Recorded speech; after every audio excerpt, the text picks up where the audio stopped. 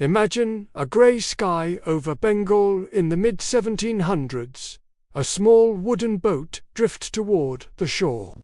On it, a few Englishmen in plain coats. They carry no flags, no soldiers follow them, just account books and ink. To anyone watching, they were just traders. No one could have known they were the start of a 200-year rule. At this time, India wasn't weak.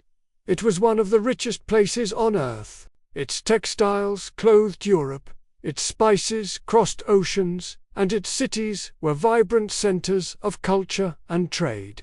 The Mughal Empire was fading, but regional rulers Nawabs and Rajas still held immense power. But beneath this surface of strength, there were cracks. Rivalries and ambition were weakening the subcontinent from within. The British East India Company didn't arrive as conquerors. They came as merchants. They bowed, signed treaties, and spoke of mutual benefit. But behind every smile was cold calculation. They studied local politics, learning who to support and who to undermine. When Indian rulers fought, the company offered help, not to bring peace, but to gain a foothold. The turning point came in Bengal. The young Nawab Siraj-ud-Dowlah saw the danger. The company was no longer a guest. They were building forts, dodging taxes, and meddling in his court. He acted decisively, capturing Calcutta and forcing the British out. But while Siraj fought openly, betrayal was brewing in the shadows. His own commander, Mir Jafar, was secretly promised power and wealth by the British. At the Battle of Plassey in 1757, Siraj's army was larger, but it was divided. As the battle raged, Mir Jafar's troops simply stood aside. Confusion turned into defeat. Siraj was captured and executed. With his death, Bengal's independence was lost. The company now had the money to build an empire. Soon, trade became exploitation. Partnership became extraction. Crushing taxes were levied on peasants, and India's world-famous textile industry was systematically dismantled to make way for British factories. India was transformed into a source of raw materials and a captive market for British goods. Wealth flowed out of the country, year after year.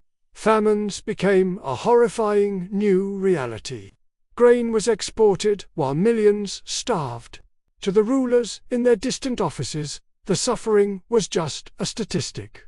Then, in 1857, the silence broke.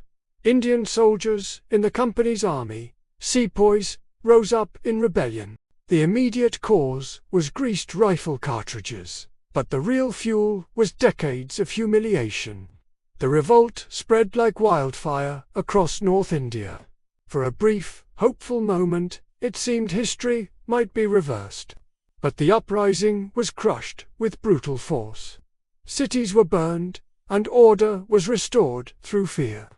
After the rebellion, the British Crown took direct control. The East India Company was gone, and India was now the jewel in the crown of the British Empire. Railways, courts, and schools were built not as gifts, but as tools of control. Railways moved troops and resources. Courts enforced imperial law. And schools created a class of clerks, not equals.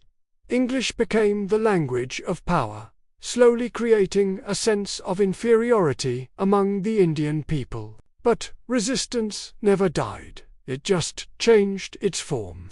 Poets wrote of freedom. Farmers protested injustice. Students debated independence in college halls. Slowly, the idea of India as a single nation began to grow. Then came a man who would change everything, Mahatma Gandhi. He rejected violence and chose non-cooperation. He marched instead of attacking. He showed the world the moral bankruptcy of the empire through peaceful defiance. His power came not from promising a quick victory, but from restoring dignity to millions. The empire responded with bullets and prison cells.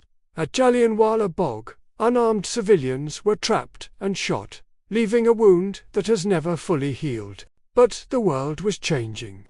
Britain was weakened by 2 world wars, wars in which Indian soldiers had fought and died for an empire that denied them basic rights. Holding on to India became too expensive, politically and financially. In 1947, the British left. Freedom finally came, but it was scarred by the horror of partition, bloodshed, and displacement on an unimaginable scale. 2 centuries of domination were over. India was left exhausted and exploited, but it had survived. And in that survival lies the most powerful truth of this long, painful, and resilient history. Thank you for watching. If this story moved you, please consider subscribing for more deep dives into our shared past.